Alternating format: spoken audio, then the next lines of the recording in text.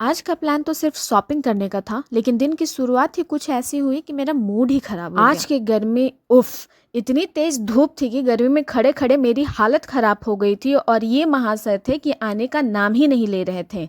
लेकिन हमारी कहानी में आगे और भी ट्विस्ट आना बाकी था। रास्ते में हमें लगा कि स्कूटी में कुछ तो गड़बड़ है।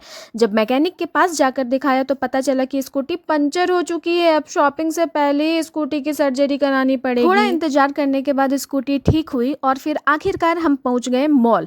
मॉल पहुंचते ही सबसे पहले मेरी शॉपिंग शुरू हुई। काफ़ी देर देखने और सोचने के बाद आखिर मुझे वही चीज़ें मिल गई जिसे मैं तलाश कर रही थी। और सच बताऊं, जिस दिन अपनी पसंद की चीज़ें मिल जाएं उस दिन की खुशी ही अलग होती है। बिल होने के बाद तो मेरा मूड और भी ठीक हो चुका था और आखिर इतनी देर गुस्सा कैसे रह सकती हूँ। मेरी शॉपिंग तो हो चुकी थी और अब हम जाते हैं मेंस सेक्शन, आकाश के लिए कुछ देखने। ऐसा हो सकता है क्या कि हम शॉपिंग करने आए और आकाश अपने लिए कुछ देखे ही ना। इन्होंने भी अपने लिए कुछ चीज़ें देखी, बट बहुत देखने के बाद भी इन्हें कुछ पसंद नहीं आया। शायद आज इनका दिन था ही नहीं। और शॉपिंग करने के बाद अब हमें जोरदार भूख लग चुकी थी, इसलिए हमने सोचा कि घर जाने से पहले कुछ अच्छा खा लिया जाए।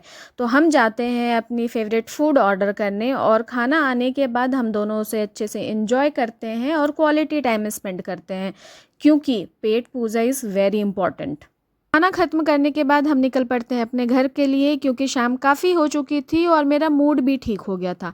इस बार तो मैंने इनको माफ़ कर दिया, बट अगली बार से मैं छोड़ूंगी नहीं। मिलते हैं अगले ब्लॉग में, तब तक अपना ख्याल रखिए।